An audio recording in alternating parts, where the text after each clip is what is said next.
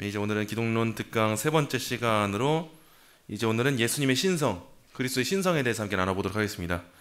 잔칫날이라 정신이 없죠. 밥도 부랴부랴 먹고.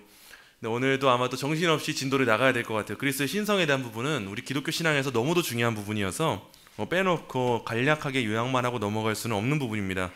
그래서 여러분 오늘도 함께 유인물 나눠드린 거 함께 참고해 주시고요. 혹시나 없으신 분 있으면 챙겨주시면 좋을 것 같아요. 그래서 함께 살펴보도록 하겠습니다. 오늘 이제 먼저 서론부터 보시면은 그리스도인은요, 그리스도의 신성, 즉 그리스도가 온전히 영원토록 하나님이라고 고백을 하는 게 그리스도인이에요. 그냥 말만 그리스도인이 아니라 영원토록 하나님이시다를 고백할 수 있는 사람들이 그리스도인이다라는 거예요. 그래서 예수 그리스도의 신성은 이해하고 믿어야 하는 교리 그 이상의 것이에요. 그래서 너무도 중요한 것이기 때문에 이 신성에 대한 교리는요, 여러 세기에 걸쳐서 악의적인 이 공격을 받아왔어요. 계속 공격을 받아왔어요. 그래서 이 그리스도의 신성은 교회 신앙에 지극히 영광스럽고 보배로운 것이므로 우리는 이 모든 공격에 이 교리를 지켜내야 돼요. 오늘 특별히 빈칸을 유인물에 냈습니다. 잘 보시면서 채워 넣으시면 될 것 같아요. 항상 기독교의 핵심은 기독론이기 때문에 이단들의 대부분의 발성은 기독론에 있었다는 거 여러분 꼭 기억하세요. 그 중에서도 신성에 대한 부분. 근데 이런 성경적이고 정통적인 기독교 교리는요, 예수 그리스도는 하나님의 아들이고 성부 및 성령과는 구별되는 위격이지만 신성의 모든 영광 속에서 성부 및 성령과 하나의 신적 본성에 참여하는 온전한 하나님이시라는 거예요. 자, 어려운 말들 쭉쭉 나오는데 갑자기 질문 드릴게요. 여러분 삼위일체가 뭡니까? 시작!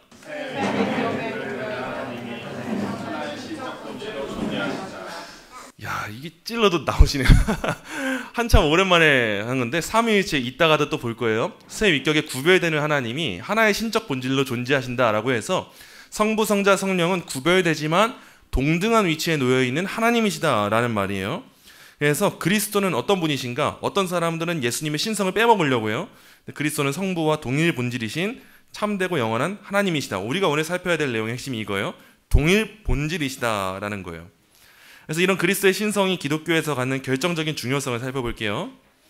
자, 첫째, 그리스도의 신성은요, 그리스도를 믿는 믿음을 위해서 필요합니다. 여러분, 믿음을 우리가 가진다고 하잖아요. 근데 그 믿음이 어떤 믿음인가? 그리스도의 신성을 믿는 믿음이에요. 왜냐하면 하나님만이 우리를 모든 죄와 비참함에서 구원하실 수 있기 때문에 우리는 예수님이 하나님이 아니면 믿을 필요가 없는 거예요. 예수님이 하나님이 아닌데 왜 믿습니까? 우리의 죄를 구원할 수 없는 인간에 불과한데. 그래서 그리스도를 믿는 믿음에서 반드시 필요하다라는 거죠. 둘째, 그리스도의 신성은 하나님의 자기 계시를 위해서 반드시 필요해요. 예수님은요, 어떤 말씀이시냐? 하나님이신 말씀이에요. 그래서 권위가 있는 거예요. 예수님의 계시에. 그래서 그리스도는 눈에 보이지 않는 하나님을 우리한테 알게 해주시는 거예요. 마치 성찬이 그런 것처럼, 성찬이 하나님의 은혜를 눈에 보여주는 자리잖아요. 마찬가지로 하나님의 뜻을 눈에 보여주신 것이 바로 예수 그리스도시다라는 거예요. 셋째, 그리스도의 신성은요, 유효한 구원을 위해서 반드시 필요해요. 첫 번째랑 이어지는 맥락이에요. 예수님이 하나님이 아니면요, 어떻게 자기 백성을 죄에서 구원할 수가 있겠어요? 불가능하죠.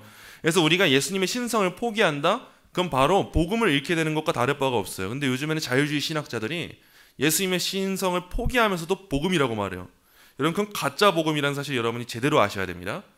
넷째, 그리스도의 신성은 사람들 가운데 세워질 하나님 나라를 위해서 필요합니다. 그리스도가 하나님이심으로 하나님이 백성에게 이스라엘 왕 여호와가 내 가운데 계시니 라고 말씀하시는 거예요. 그래서 나라, 국가라고 하는 건 항상 영토도 있고 국민도 있고 법도 있어야 되는 거잖아요. 마찬가지야. 하나님 나라도 하나님의 법이 있는 것이고 그의 백성이 있는 것인데 누가 왕이 되시는가 했을 때 예수 그리스도가 왕이 되신다는 거예요. 그래서 우리가 그 어디를 살아가도 우리는 어떤 나라를 살아갑니까? 하나님 나라, 하늘 나라를 살아간다는 거예요. 자, 다섯째, 그리스도의 신성은 복음적 공경, 즉 복음을 믿는 믿음으로 하나님을 어린아이같이 기뻐하며 경외하는 것을 위해서 반드시 필요합니다. 여러분, 하나님을 높이 보기 위해서. 그래서 여기서 신학자명을 가져왔는데 비렐무스 아브라킬이라고 하는 사람은 네덜란드의 좀 경건주의 시대예요. 경건주의적인 느낌이 있어서 건강한 신학자이지만 삶을 강조하는 측면이 있어요. 근데 이 아브라킬이라고 하는 사람이 이런 말을 했어요. 주 예수님이 하나님이라면 그런 예수님을 묵상할 때 우리 심령 속에 큰 공경심이 생겨날 것이 분명하다. 당연한 거죠. 우리는 아무리 연예인을 계속 묵상해도요, 공경심이 생겨나지 않습니다. 왜냐하면 한낱 인간에 불과해요. 연예인들은. 마찬가지로 이 세상의 지도자들도 마찬가지고요. 그런데 우리가 예수님을 생각하면서 묵상하면 묵상할수록 공경할 수 있는 이유는 뭐냐? 하나님이시기 때문이다, 이거예요. 자, 여섯째, 그리스도의 신성은요, 그리스도인의 제자도를 위해서 반드시 필요해요. 예수님의 제자로 자처하면서도 예수님의 온전한 신성을 배척하는 자는요, 예수님이 자기를 따르는 자들에게 하셨던 말씀을 깨닫지 못하는 거예요. 예수님은 이렇게 말씀하셨어요. 아버지나 어머니를 나보다 더 사랑하는 자는 내게 합당하지 아니하고 아들이나 딸을 나보다 더 사랑하는 자도 내게 합당하지 아니하며. 여러분, 이 말씀을 늘 묵상하셔야 돼요. 우리가 사랑하지 말라는 게 아니에요. 가족을 정말 많이 사랑해야 되는데 이 가족에 대한 사랑보다 우선되는 사랑이 먼저 요구됩니다. 그게 뭐냐면 하나님을 향한 사랑이에요. 그래서 때때로는 아브라함이 갈 길을 알지 못하는데도 그 본토 친척의 집을 떠나서 가야 될 때가 있는 겁니다. 예수님의 제자들도 가족들을 때로는 버리고 나아갈 때가 있어야 되는 거예요. 근데 그게 왜 그런 것이냐? 하나님의 말씀을 더 사랑하기 때문에 가능한 거죠. 그게 우리가 말하는 제자도라는 거예요. 자, 일곱째, 그리스도의 신성은요, 삼위일체적인 영적 삶을 위해서 필요합니다. 이건 좀 어려운 용어예요. 그리스도인은 성자를 힘입습니다. 그리고 성령 안에 거합니다. 성령의 능력으로. 그래서 우리가 어디에 가냐? 성부 앞으로 나아가는 사람들이 우리 그리스도인들이에요, 여러분. 우리가 성자 예수님의 공로에 힘입은 거예요. 그 십자가의 공로에 힘입었고 성령의 능력으로 말미암아서 성부의 영광에 나아가게 된다는 거죠. 이게 삼위일체적인 영적인 삶이에요. 그래서 성자로 말미암는 이 구원의 중보사역은요, 성자의 신성에 달려 있어요. 인간이 이 힘을 입을 수 있는 일을 할 수 있는 건 가능성이 전혀 없거든요. 그래서 그리스도의 신성을 제거하는 것은 우리의 믿음도 헛된 것으로 만들죠. 예배도 헛된 것으로 만들고 삶도 헛된 것으로 만들 수밖에 없어요. 그래서 바울 사도가 부활이 없으면 헛된 신앙이라고 말하잖아요. 예수님의 부활이 없고 능력이 없으면 하나도 안 중요하다는 거예요. 그건 기독교를 부정하는 꼴이라는 거예요. 그래서 그리스도의 신성이 중요하다라는 거예요. 자, 여덟째, 그리스도의 신성은요, 균형 잡힌 교회론을 위해서 필요합니다, 여러분. 왜냐하면 그리스도가 이렇게 말씀하세요. 내 교회를 세우리니 음부의 권세가 이기지 못하리라. 예수님은 교회의 창설자이실 뿐만 아니라 교회의 주이자 소유주세요. 그래서 우리 교회의 머리가 누구세요? 예수님. 그래서 예수님의 신성이 없으면 사실 우리가 이 자리에 모일 필요가 없어요. 머리가 비어있는데 우리가 왜 몸이 모입니까? 그렇기 때문에 예수님의 신성은 우리의 교회를 생각할 때도 굉장히 중요하다는 거예요. 자, 아홉째, 그리스도의 신성은 복음적인 사랑을 위해서 반드시 필요합니다. 자, 사실 그리스도가 하나님이심을 부정하면 기독교와 그 밖에 다른 종교 간의 차이는 사실 없는 거예요. 그냥 종교인 거지 기독교가 아니에요. 그거는 선교를 향한 진정한 기독교적 열심은요, 두 가지 확신, 즉 누구든지 주의 이름을 부르는 자는 구원을 받으리라. 이 확신과 여기서의 주는 구체적으로 주 예수라는 것에서 생겨난다는 거예요, 여러분. 우리가 복음을 전도할 때도 예수님의 신성이 없으면 복음 전도가 비어있는 겁니다. 진정 살아있는 생명이 우리가 전하는 복음에 없으면은 아무리 전파해도 그 안에 생명이 일어날 수가 없는 거예요. 그래서 예수님의 신성은 우리의 전도에도 복음 전파에도 굉장히 중요하다는 거예요. 마지막 열째입니다. 그리스도의 신성은 성경의 진실성을 위해서 반드시 필요합니다. 그래서 그리스도의 신성은 성경에서 부차적인 교리가 아니라 구약에서 계시되고 신약 성경에 두루 스며들어 있는 위대한 주제예요, 주제. 이게 성경의 핵심 주제라고 할 수가 있어요, 그리스도. 그래서 우리가 성경을 그리스도 중심적으로 본다고 하는 말이 이런 의미입니다. 다 약속으로 나와 있어요, 구약과 신약은. 그래서 구약도 핵심은 약속이죠. 신약도 핵심은 약속인데 이 모든 약속이 다 누구를 내포하고 있냐? 예수 그리스도라는 거예요. 그래서 구약 같은 경우는 예수 그리스도를 오실 그리스도로 약속하고 있죠. 신약은요, 오신 그리스도를 약속하고 있고 그리고 다시 오실 그리스도를 약속하고 있어요. 그래서 성경의 모든 내용들은 누구를 비춰줍니까? 예수님을 비춰준다는 거예요. 그래서 성경의 진실성을 위해서도 반드시 필요하다는 거예요. 이런 10가지 이유는 여러분이 외워두시면은 앞으로 여러분이 만나는 변증의 상황 가운데 매우 유용하겠죠. 그래서 그리스도의 신성을 사랑할 수밖에 없는 10가지 이유. 노래 있지 않아요? 그대를 사랑하는 10가지 이유? 이석훈 씨인가 그거? 이런 노래만 흥얼거리는 게 아니라 우리가 그리스도의 신성을 사랑하는 10가지 이유, 이거를 여러분이 알고 계시면은 여러분의 신앙에도 우리의 복음 전파에도 굉장히 풍성해지게 될 거예요. 자, 이렇게 성경에는 분명하게 예수님의 신성이 계시되어 있어요. 그래서 신성을 보여주는 성경의 증거들이 어떤 것인가 간략하게 볼게요. 성경은요, 그리스도가 하나님이심을 많은 방식으로 보여줍니다. 이건 정말 다양한 방식이어서 오늘 이 페이지에서는 간략하게만 다루는 거예요. 예수님의 신성에 대한 여러 갈래 증거를 다음과 같이 요약해 볼 수가 있어요. 한번 살펴볼게요. 자, 먼저 신성의 선제예요. 선제가 무슨 말입니까? 먼저 임재하셨다, 먼저 거하셨다, 존재하셨다라는 거예요. 예수님이 사람으로 이 세상에 오시기 전에 이미 살아계셔서 활동하셨음을 보여주는 증거가 성경에 너무 많이 나오는데 핵심적으로 어디 나옵니까? 요한복음 1장에 나와요. 그래서 그리스도의 선제성은 항상 요한복음 1장을 펼쳐보세요. 말씀이 이미 계셨다는 것. 자, 그리고 이제 신성의 예언이 나와 있죠. 하나님이 자기 백성에게 오실 것이라는 약속이 성경에 쭉쭉쭉 나와요. 이 약속은 특히 하나님이 신적인 메시아로 올 것이라는 약속. 구약시대는 계속 메시아를 기다리잖아요. 이 약속이 예수님 안에서 성취된 거예요. 여전히 유대인들은 성취되지 않았다고 보지만 성취되었어요. 완료된 거예요. 오셨어요. 그래서 성경에는 신성의 이름, 우리 지난주에 배웠잖아요. 예수님의 이름들, 그리스도에게 주어진 명칭으로 하나님이시라는 사실을 그대로 보여줍니다. 요한복음 1장 1절에서 그냥 하나님이라고 말해버려요. 마태복음 16장 16절에서 하나님의 아들이라고 직접적으로 말하고, 빌립보서에서도 주라고, 계시록에서도 만주의 주라고, 마태복음에서도 우리와 함께 하시는 하나님이라고 직접적으로 하나님이시구나 알려준다는 거예요. 그리고 성경에서는 신성의 속성들이 나오죠. 이건 하나님의 속성과도 일치하죠. 거룩하신 거, 우리는 온전히 거룩 못해요. 영원하신 거, 우리는 유한합니다. 그리고 주권적으로 능력이 있으신 거, 우리에겐 능력이 없어요. 무한한 지식을 갖고 계신 것, 아무리 알아도 우리는 지식이 부족해요. 편재하시는 거, 우리는 이 공간에만 있는데 예수님은 그 어디에나 계세요. 예수님은 스스로 존재하시는 거, 우리는요 스스로 존재 못합니다. 불변하시는 거, 우리는요 늘 변해요. 무슨 불변이? 우리는 항변이죠, 항변.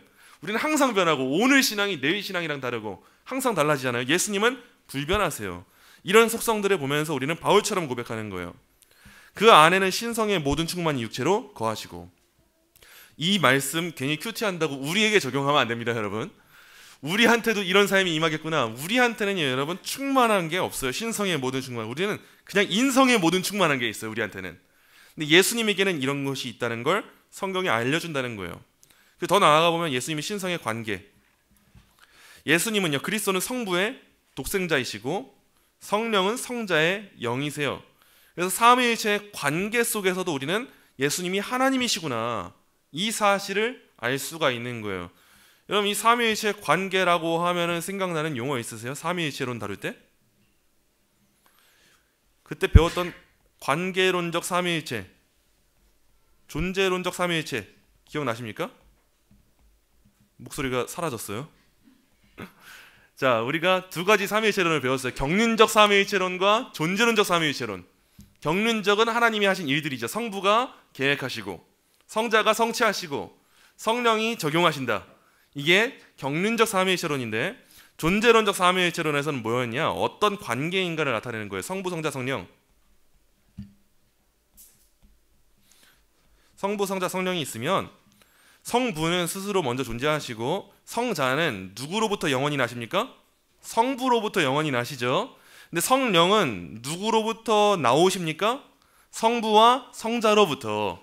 이게 존재론적 삼위일체론. 이제 들으니까 기억이 나시죠? 자, 그 내용이 여기서 나오는 거예요. 신성의 관계에 대한 부분. 성경이 이걸 계시해 준다는 거죠.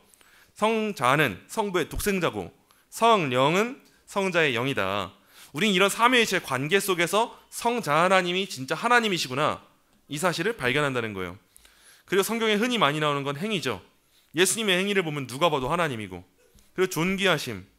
그리스도는 기도를 들으시고 예배를 받으세요. 이게 하나님이시니까 하는 거죠. 하나님의 말씀은 그리스도의 이름으로 기도하라고 우리에게 권하고, 심지어 그렇게 하는 것이 우리에게 구원에 있어 필수적인 것이다 말씀해 주신다는 거예요. 자, 요약하자면 성경은 그리스도가 사람이 되기 훨씬 전에 활동하신 것을 계시하고, 그리스도의 오심을 하나님의 오심으로 미리 말하며, 그리스도를 하나님의 이름들로 부르고, 하나님의 속성 관계 행위를 그리스도에게 돌리며 하나님의 존귀를 그리스도에게 부여한다는 점에서 핵심은 이거예요. 그리스도는 하나님이시다. 성경에서 분명하게 계시하고 있다라는 거예요. 그래서 하나님은 다신론에서는 많은 신과 능력 중 최고의 신이자 능력으로 여겨지죠. 다신론적인 세계관에서 하나님은 그냥 다양한 신들 중에 하나예요. 그래서 대단한 식으로 하나님을 이해하지 않아요, 다신론에서는. 그런데 우리가 믿는 신과는요, 다신론이 아닙니다. 우리는 늘 기억하세요. 성경적 유일신론자예요. 우리는 기독교인이다, 창조론자다 이렇게 말하는 것처럼 우리의 신앙을 표현하자면 성경적 유일신론이에요. 그냥 이슬람에서 말하는 유일신론이 아니라 성경이 말하는 유일신론이에요. 우리는 이 성경적 유일신론에서는 그와 견줄 수 있는 존재가 아무도 없는 유일무이하신 분이 하나님이세요. 우리는 위에서 말한 진리들이 다신론이 아니라 성경적 유일신론이라는 맥락 속에서 제시되고 있음을 기억해야 돼. 그래야 우리가 위에서 배운 이 모든 것들이 건강하게 이해가 되는 거예요. 이 신성의 선제는 이슬람에서 말 안 하겠습니까? 다른 종교에서 말 안 하겠습니까? 다른 종교에서도 말하죠. 하지만 우리처럼 이해할 수는 없다는 거예요. 근데 오늘 핵심적으로 살펴보고자 하는 건 이거예요. 신성에 대한 반론이에요. 우리가 신학을 공부한다는 것은 나의 영혼의 풍성함을 위해서도 공부를 해요. 근데 반대로 기독교의 진리를 수호하고 지키기 위해서, 변증하기 위해서도 배우는 게 신학입니다. 그래서 신학은 항상 반론에 대한 대답을 준비해요. 그래서 세상의 불신자들이 우리한테 답할 수도 있고, 대답할 수도 있고, 질문할 수도 있고, 자유주의 신학자들이 우리한테 물어올 수도 있어요. 그때 우리는 어떻게 답할 것인가를 여러분이 한번 주의 깊게 살펴보시면 좋을 것 같아요.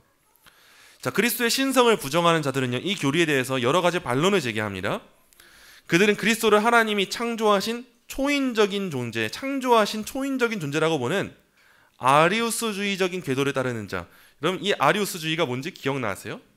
삼위일체론 배울 때 잠깐 배웠어요. 여러분, 양자론이라고 하면 기억나십니까?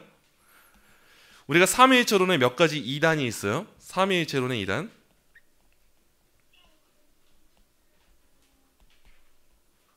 삼위일체론에 몇 가지 이단이 있는데, 우리가 흔히 가장 먼저 첫째, 양자론을 설명해 보자면, 양자론은 아리우스라고 하는 사람이 주장한 아리우스주의라고 돼요. 흔히 양자론은 말 그대로입니다. 양자. 예수님은 인간이에요, 인간. 근데 하나님이 창조한 피조물인데 하나님이 양자 삼아주셔서 신처럼 되었다라고 하는 것이 양자론이에요. 그래서 우리가 믿는 삼위일체론과는 많이 다릅니다. 예수님이 본래 신이 아님을 기억하고 이렇게 말하고 있으니까. 자, 그리고 우리가 흔히 많이 알고 있는 삼위일체론 2단의 두 번째, 양태론. 형태가 계속 바뀐다는 건데, 그래서 흔히 옛날에 설명으로는 아버지가 집에서는 아버지인데 회사 가면 부장님이시고 교회 오면 집사님이시다. 그래서 구약 성경에는 어떤 분이 나타났고 신약 성경에는 어떤 분이 나타났고 계속 형태가 바뀐다. 이게 양태론이에요. 그리고 흔히 많이 나오는 주장 삼신론. 우리는 삼위일체 하나님이 세 위격으로 구별은 되는데 하나의 신적 본질이라고 믿습니다. 한 분이신 거예요, 사실상. 근데 삼신론은 어떤 이단이냐? 성부, 성자, 성녀가 다 따로라는 거예요. 다 구분되어 있다는 겁니다. 구별이 아니라 구분되어 있어요. 이게 대표적인 삼위일체론 이단의 세 가지 형태예요. 근데 대표적으로 그리스도의 신성을 부정하는 거, 그게 바로 이 아리우스주의, 양자론에서 나온다는 거예요. 자, 그리고 그리스도를 하나님이 지극히 높이신 인간으로 보는 소키니스주의라고 하는 이단도 있어요. 소치니주의, 소키니스주의 이렇게 말해요. 이렇게 소키니스주의적이거나 일신론적인 궤도를 따르는 자에게까지 다양해요. 그리스도의 신성을 부정하는 사람들은. 그리고 그 밖에 다른 반론들을 우리가 살펴볼 때 우리는 하나님이 우리의 유한하고 타락한 인간 지성에 그럴듯해 보이는 것에 맞추도록 강요할 수는 없으므로 우리 이성으로 하나님을 담을 수 없다는 거예요. 늘 기억하세요, 여러분. 유한은요, 무한을 담을 수가 없어요. 이게 우리가 믿고 있는 성경의 진리예요. 삼위일체도 우리의 이성으로는 담을 수가 없는 무한인 거예요. 예수님의 신성도 마찬가지입니다. 예수님의 신성과 인성이 어떻게 하나가 되었는가, 연합되었는가, 우리 이성으로 담을 수 없는 진리인 거예요. 그래서 그렇게 강요할 수 없는 분이므로 우리에게 필요한 자세는 너무 중요한 거 이거예요. 하나님이 말씀하신 것을 겸손히 받고 하나님의 불가이한 신비 앞에 엎드려 전하는 것이 마땅한 거예요. 저와 여러분이 오늘 배우면서 이것만큼은 명확하게 깨닫고 가야 되는 거예요. 이제 반론들을 살펴볼게요. 자, 첫째 반론, 이거 문단 김구환 쌤 한번 크게 읽어주시죠.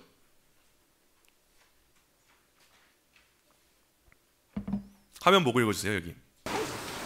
성경의 신적 권위와 신뢰성을 부정하는 자는 예수님의 최초의 유대인 제자들은 예수님을 간지가 부정하였지만 이후에 헬레니즘 사상의 영향을 받은 그리스도인들이 예수님을 신격하게 주로 받은 것이라는 가르침을. 네, 감사합니다.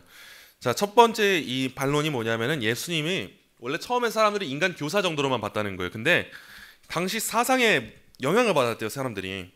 헬레니즘이라고 하면 우리가 어렵게 생각할 수 있겠지만 쉽게 다신론 문화라고 여러분 생각하시면 돼요. 그래서 이 다신론 문화에 너무 익숙한 사람들이 그냥 인간 교사였던 예수님을 높여 보았다는 거예요. 신처럼 여겼다는 거예요, 문화적으로. 이거에 대한 반론이에요. 신학자들의 대답이에요. 밀러드 에릭슨이라고 하는 사람이 있는데 이렇게 대답했어요. 진화론적 관점의 기독론, 점점 나아지면서 신으로 여겨졌다라고 하는 기독론은 그럴 기간이 없으므로 여러분 실패할 수밖에 없어요. 이거는 당시 시대를 한번 봐야 돼요.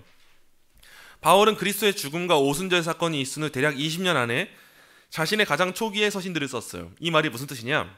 그럼 20년 동안 인간 교사가 신이 될 확률이 상식적으로도 몇 퍼센트가 되는 거예요. 이건 불가능하다는 거예요. 자, 그리고 레리 허타도라고 하는 사람도 이렇게 썼어요. 예수님을 하나님으로 경배하는 것은 AD 1세기 제자들의 진영에서 갑자기 급속하게 터져나온 것이므로 누굽니까? 제자들의 진영에서 터져나온 거예요. 늦게 점진적으로 생겨난 게 절대 아니에요. 더 구체적으로 말하면 그 기원은요, 오히려 유대 그리스도인 진영에 있었어요. 헬레니즘이 아니라 유대 문화에서 예수님을 신으로 인정했다는 거예요. 그래서 예수님을 하나님으로 경배하는 것을 이교의 영향과 이방 개종자의 유입 탓으로 계속 돌리는 것은 단지 희망사항일 뿐이다. 여러분 이제 앞으로 이렇게 반론하시면 되는 거예요. 좋은 자료죠. 그대로 제시하시면 되는 겁니다. 둘째, 그리스도의 신성을 부정하는 자는 성자라는 이름은 그리스도가 성부 하나님보다 열등한 존재다, 시작이 있었던 거다라고 반론하는 사람들이 있어요. 그래서 우리가 앞서 읽었던 아리우스가 이렇게 말을 했다고요. 성부가 성자를 낳았다면 태어난 성자에는 존재의 시작이 있었다.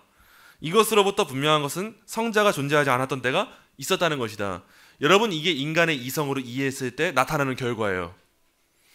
그래 태어났다고? 그러면 우리 인간처럼 생각하는 거예요. 아, 그럼 이렇게 태어나는 거구나. 니고데모랑 같은 원리죠. 사실은 내가 다시 태어나려면, 내가 구원받으려면 어떻게 해야 됩니까? 다시 태어나야 된다 말씀하시니까, 아니 어떻게 엄마 뱃속에 다시 들어가요? 상식적으로 말한 거죠. 근데 하나님의 지혜는 이런 상식으로 담을 수가 없었던 거예요. 마찬가지인 거죠. 아리우스 이 답변에서도 우리가 성경적인 대답을 해야 되는 거예요. 우리의 대답은요, 성자는 시간 속에서 존재의 시작점이 있던 것이 아니라 태초에 이미 존재하셨고 그 시점에 하나님이셨다는 거예요. 이게 성경으로 풀어야 돼. 항상 요한복음 1장 1절에 나와 있는 거예요. 시간이 시작되기 전, 즉 창세 전부터 성자는 무한한 사랑과 완전한 하나됨 속에서 성부와 함께 살아가셨어요. 따로 별개로 존재한 게 아니라. 이게 예수님의 선제성이에요.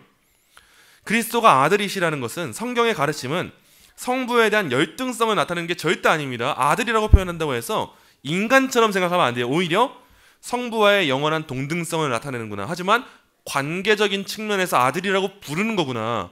우리 인간은 아버지와 아들이라고 하면 높고 낮음으로 보잖아요. 근데 하나님의 아버지와 아들됨은 높고 낮음이 절대 아니라는 거예요. 여러분 이걸 여러분이 정확하게 기억하셔야 됩니다. 자, 셋째, 어떤 사람은요, 이 세계에 대한 성자의 권위는 그냥 주어진 것이 아니냐, 이렇게 반론을 제기해요. 여러분 이건요, 그리스도가 하나님이 아님을 의미합니다. 그냥 주어진 것 받은 거니까. 하나님은 누군가에게서 권위를 수여받은 존재가 아니라 모든 위엄과 주권을 자기 자신 안에 스스로 가지고 계시는 분이니까 예수님은 하나님이 아닐 거야, 이렇게 반론한다는 거예요. 이 반론에 대해서 아타나시우스라고 하는 사람이 정말 중요한 말을 했어요. 우리는 성경에서 어떤 대권이 그리스도에게 주어졌다거나 그리스도가 받았다고 하는 것을 읽을 때 항상 이제 이걸 기억해야 되는 거예요. 우리 주는 하나님의 말씀이자 아들이시지만 육신을 입고 인자가 되어 하나님과 인간 사이의 중보자가 되셨으므로 우리에게서는 하나님의 것을 베풀고 하나님에게는 우리의 것을 전하는 일을 하셨다고 말하지 않으면 안 된다. 어려운 말이지만 하나님이시다 말하는 거예요. 이것들은 우리 주가 하나님에게서 받아 우리에게 주신 것들이다. 하나님에게 받아 우리에게 주셨다는 것 자체가 뭘 말하냐? 하나님이시다를 말한다는 거예요. 왜냐하면 말씀이신 우리 주는 결코 결핍이 없으셨기 때문이다. 따라서 그리스도가 하나님에게서 최고의 권위를 수여받으신 것은 성육신하신 중보자, 하나님과 사람이신 분으로서 그리스도의 상태와 관련된 것이고, 그리스도가 원래부터 지니고 계셨던 하나님으로서의 신성과 관련된 것이 아니에요. 그래서 성경 읽을 때 오해할 만한 소지가 나올 때 이게 하나님이 인성의 측면에서 예수님에게 말씀하신 것인가, 신성의 측면에서 예수님에게 말씀하신 것인가를 여러분이 주의해서 읽으셔야 돼요. 예수님이 피곤하셨다, 배고프셨다 말할 때 거봐 하나님 아니네, 우리는 이렇게 생각할 수가 있단 말이에요.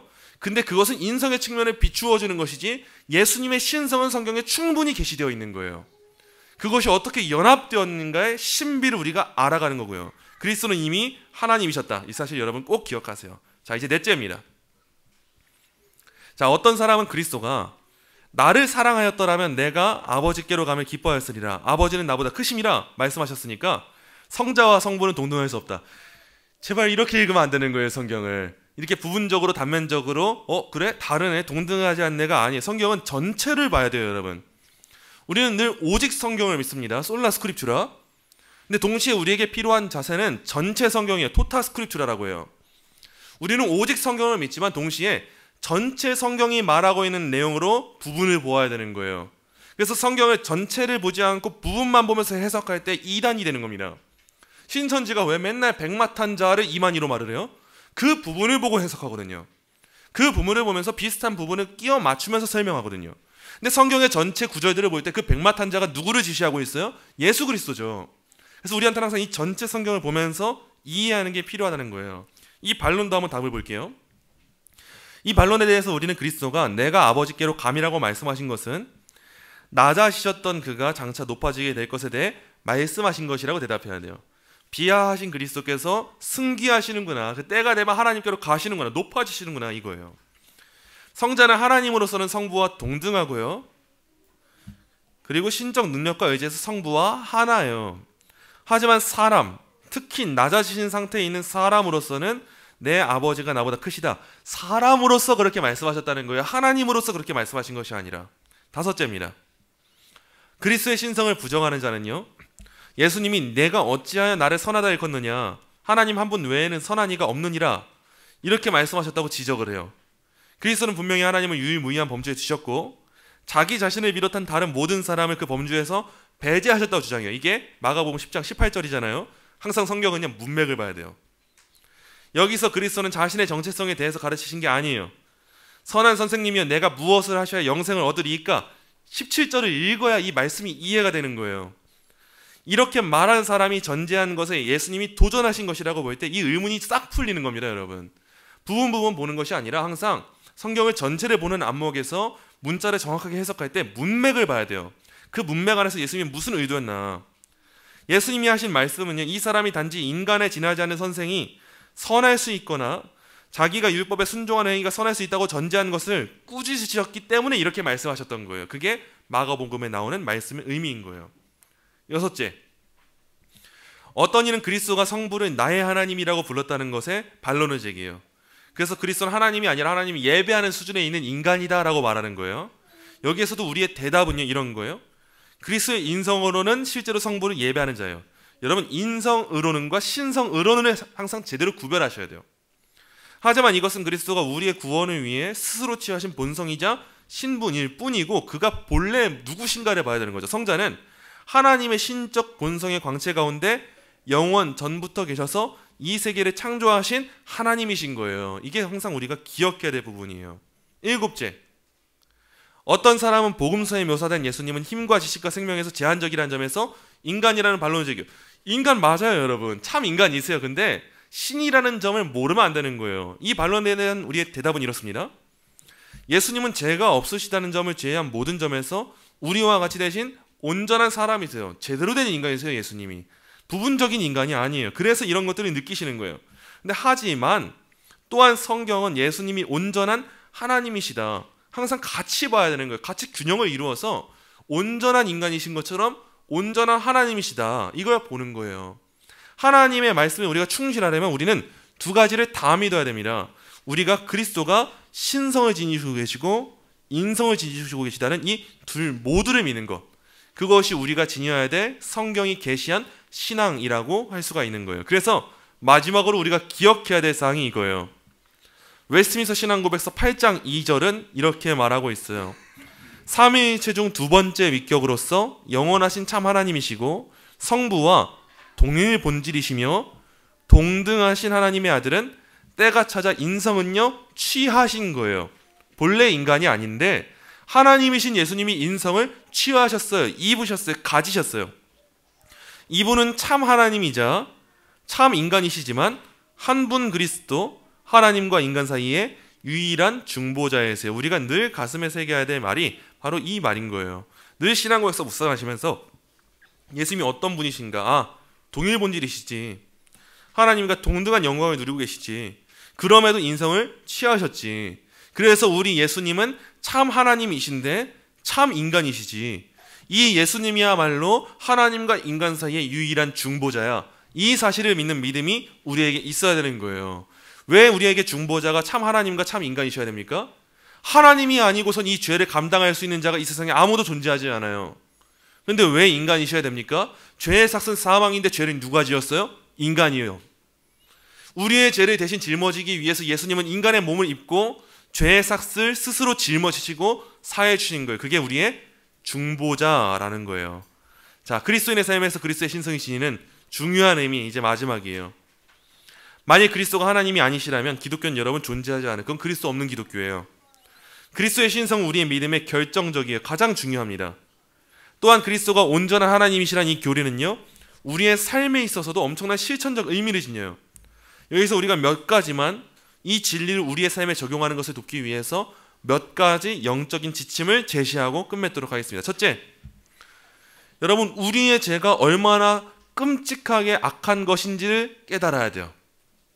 청교도의 아버지라고 불리는 사람이 있어요. 윌리엄 포킨스.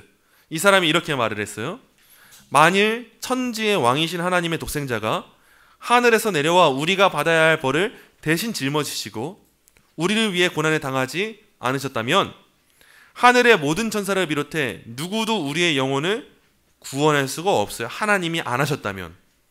이것을 생각하면 우리는 우리의 죄로 말미암아 낮아져 하나님의 손 아래 엎드려 우리의 끔찍한 참상을 떠올리면서 애통함과 회개의 눈물을 쏟아내지 않을 수가 없는 거예요. 우리의 매일의 삶이에요.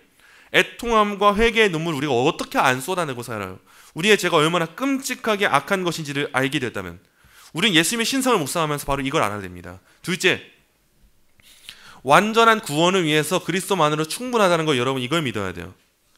네덜란드의 신학자예요. 페트루스 판 마스트리우트라고 하는 사람이 있는데 이렇게 말을 했어요.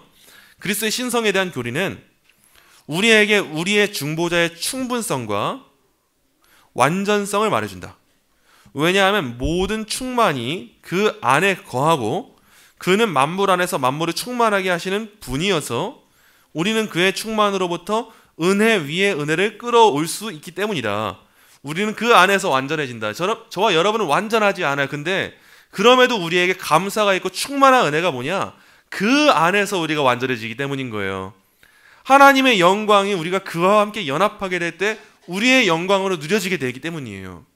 지금도 우리 예수님 승천하셔서 하늘에 계시죠. 하늘에 보좌 우편에 우리 예수님께서 앉아 계시죠. 그리고 우리는 이 지상의 땅에 살아가고 있죠. 우리 사람들은, 우리 인간들은. 근데 우리가 구원받는 믿음이 우리 안에 자리하게 될 때 우리가 믿음으로 말미암아 그리스도와 무엇을 하게 됩니까? 연합해요. 자, 그렇다면 이 땅을 살아가는 성도들이라 할지라도 지금 우리의 영혼이, 지금 우리의 심령이 어디에 있는 것과 같은 거예요? 하나님의 보좌요. 저와 여러분이 살아가고 있는 매일매일의 순간이 지금 우리는 이 자리에 앉아 있지만 그리스도와 연합할 때 보좌 우편에 앉아 계신 그리스도의 영광에 동참하게 되는 거예요. 그래서 우리가 이 땅에 살아가는 시간 동안 고난이 종종 찾아오죠. 힘겨운 시간이 종종 찾아오죠. 근데 우리한테 진정한 위로가 되는 것은 이 땅에 있지 않아요. 이 땅은 아무것도 위로가 안 돼요. 불완전한 거 투성이거든요.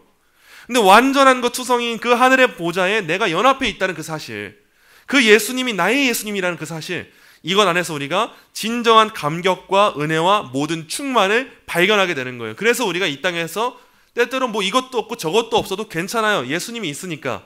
난 예수로 충만하고 난 예수가 좋다고 말하는 거예요. 이 땅에 모든 거 집 팔고 냉장고 팔고 모든 거 다 팔아도 상관없어요. 왜요? 예수님이 있으니까. 그게 우리가 예수님의 신성을 묵상하는 이유인 거예요. 셋째, 그리스도가 하나님의 아들이시라는 것과 우리가 그리스도 안에서 하나님의 자녀가 되었다는 것, 여러분 여기에서 우리가 위로를 얻어야 되는 거예요. 우리가 예수님이 하나님의 아들이심을 기뻐한다면 예수님과 연합된 우리는 하나님의 양자라는 것, 여러분 우리가 이것도 기뻐할 수가 있는 거죠. 넷째, 그리스도 앞에서 거룩한 경외심 가운데 무릎을 꿇고 엎드려 경배해야 돼요. 그리스도의 신성이 지닌 영광은 우리에게 우리 자신의 구원을 생각하는 것을 넘어서서 구주 자체를 묵상할 것을 요구해요. 그래서 그리스도가 우리를 위해 존재하시는 것이 아니라 늘 기억하세요. 우리와 만물이 그를 위해서 존재하는 거예요. 예수님 믿는 이유, 천국 가기 위해서요. 이건 항상 반쪽짜리라는 거 여러분 늘 기억하세요. 예수님을 믿는 이유는 나를 위해서가 아니에요. 예수님을 믿는 이유는 누구를 위한 겁니까? 하나님의 영광을 위한 거예요. 하나님을 영화롭게 하는 것이 나의 삶의 목표이고 목적이 되었을 때 천국은 뒤따라오는 것이지 천국이 우리의 목표와 목적이 아니라는 사실을 늘 기억하셔야 됩니다. 천국이 단순히 그 내세가 우리에게 목표가 되었을 때 우리의 신앙은 이슬람과 달라지지 않아요. 우리가 구원받기 위해서라면 윤리가 다 사라져버릴 거예요. 자살폭탄 테러도 할 수 있는 거고요. 천국만 가면 되니까. 근데 하나님은 우리한테 윤리를 주세요. 하나님의 뜻을 따라 사는 삶을 요구하세요. 왜요? 우리의 목표는 하나님의 영광인데 그러기 위해 우리는 과정을 지내야 되거든요. 하나님을 영화롭게 하는 삶을 살아내야 되거든요. 예수님 믿는 이유, 우리는 항상 나를 위해서가 아니라 하나님을 위해서, 그리스도를 위해서, 그를 위하여서다. 늘 기억하시면 좋을 것 같아요. 그래서 찰스 브라운이라는 사람이 말한 대로 그리스도를 바라보는 것은 거룩하시고 거룩하시며 거룩하신 여호와 하나님 앞에 서 있는 것이므로 자신을 철저히 낮추고 깊이 경외하는 마음에 우리는 늘 사로잡혀야 되는 거예요. 사로잡히면요 어디로 휘둘릴지 몰라요. 마찬가지 신앙도 그렇죠. 내가 이렇게 사는 사람이 전혀 아닌데 왜 이렇게 되지 하는 거죠.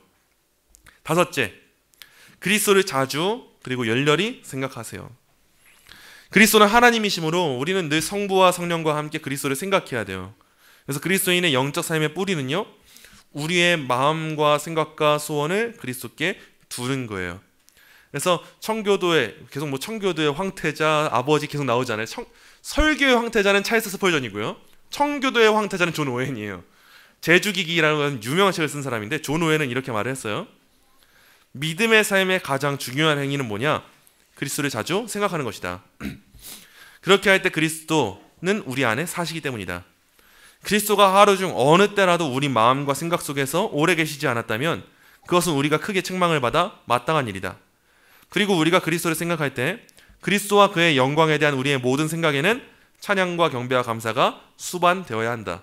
여러분 다른 많은 일도 계획하겠지만 이번 한 주는 더 계획하세요. 내가 그리스도를 더 많이 생각해야겠다.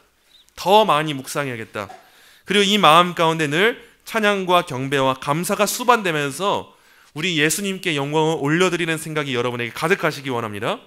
여섯 번째, 주 그리스도를 바라보고 살아야 돼요. 살든지 죽든지 그리스도를 바라보는 것은 우리의 큰 목표와 거룩한 야망으로 삼아야 돼요. 여러분 진짜 야망이 있어야 됩니다. 근데 그 야망이 항상 거룩한 야망이에요. 그리스도가 죽으셨다가 다시 살아나셨으므로 그의 백성은 이제 더 이상 그들 자신이 아니라 그리스도를 위해서 살아가요. 그러므로 우리는 우리 자신을 바라보고 사는 것은 이제 회개해야 돼요. 그리고 그리스도를 바라보고 살아야 돼요. 이제 우리의 시선이 내가 아니라 그리스도께 나아가는 거죠. 일곱째, 하나님의 아들을 위해 감사함으로 우리 자신을 하나님께 드려야 됩니다. 하나님이 자기 아들을 우리에게 주신 것은 하나님의 사랑이 무한히 깊다는 걸 보여줘요. 그래서 바울은 자기 아들을 아끼지 아니하시고 우리 모든 사람을 위하여 내주신 이가 어찌 그 아들과 함께 모든 것을 우리에게 주시지 아니하겠느냐 이렇게 말을 했어요. 이 사랑에 대한 우리의 유일하게 합당한 응답, 여러분 여러 가지 중에가 아니라 유일하게 합당한 응답이 있는데 그게 뭐냐? 우리 자신을 하나님께 거룩한 산 제물로 드리는 것. 이것만 합당한 거예요. 적당한 거고요. 우리가 그리스도를 대면해 보고 자유로움을 얻어 오로지 그 전적으로 그리스도의 영광만을 위해 살아가게 될 때까지 우리가 살아있는 모든 날 동안 매일매일 그리스도를 위해서 하나님께 우리 자신을 드려야 돼요. 여러분 꼭 매일매일입니다. 이렇게 격일도 아니고요. 격주도 아니고 우리가 성경 읽을 때 계획 짤 때 항상 매일매일이냐 주 3회냐 계획을 짜잖아요. 신앙생활에서 그리스도를 묵상하고 나의 삶을 드리는 것은 매일매일이에요. 어느 한순간도 빠짐없이 심지어 잠자는 시간도 내가 생각하는 시간도 밥을 먹는 시간도 무엇을 하든지 누구를 위해 합니까? 하나님의 영광을 위해서 하는 거예요. 여러분 꼭 그런 삶을 살아가게 되시기를 간절히 소망합니다. 오늘 마지막 이 질문은 오늘도 저녁에 한번 곰곰이 생각하시면 스스로 한번 작성해보고 한번 생각해보세요. 먼저 첫째는 이겁니다. 누군가가 이렇게 말한다고 생각해보는 거예요. 사람들이 예수님에게 기도하고 예수님을 예배한다거나 예수님 안에 신성이 존재함을 인정한다 해도 그것이 하나님이심을 의미하는 건 아니잖아. 우리 모두 안에도 신성이 존재해. 이렇게 말하는 사람이 있을 때, 우리가 공부했던 뉴에이지 사상이죠. 주로 내 안에도 신성이 있어, 나도 신이야, 나도 하나님이야, 이렇게 말하는 사람이 있을 때 여러분 어떻게 답하실지 한번 생각해 보세요. 정말 사실상은 대화가 안 통하기가 쉬워요. 이미 자기가 신이라고 하는데 무슨 말에 더 하겠어요? 근데 그럼에도 한번 스스로 생각해 보시고, 나는 이때 예수님의 신성에 대해서 어떻게 말해 줄 수 있을까 생각해 보시면 좋을 것 같아요. 둘째, 그리스도의 신성이 우리의 삶에 적용되는 부분 중에서 어느 적용이 특히나 여러분의 마음에 크게 와닿는가 한번 생각해 보세요. 그리고 그 이유는 무엇일까? 그럼 거기에 응답하기 위해서 나는 무엇을 해야 할까? 이걸 한번 생각해 보신다면 오늘 배운 내용도 그냥 땅에 떨어지지 않고 하나님께서 기뻐하시는 방향으로 향하게 될 수 있으리라 생각을 합니다. 오늘 내용 우리 잠시 함께 묵상하면서 잠시 기도하도록 하겠습니다. 이 시간 기도할 때 특히 오늘은 마지막 문장 기억하면서 기도하면 좋을 것 같아요. 우리가 그리스도를 대면해 보고 자유로움을 얻어서 오로지 전적으로 그리스도의 영광만을 위해 살아가게 될 때까지 우리가 살아있는 모든 날 동안 매일매일 그리스도를 위해 하나님, 제 자신을 드리고 싶습니다. 제가 어떻게 하면 더 제 자신을 드릴 수 있을까요? 제 자신, 그리스도의 영광에 비할 때, 그리스도께서 하신 그 대속사역에 비할 때 모든 걸 내놓아도 아깝지 않은데 정말 전적으로 매일매일의 삶 가운데 드리겠습니다. 드리기 원합니다. 이러한 마음으로 함께 기도하겠습니다. 기도합니다.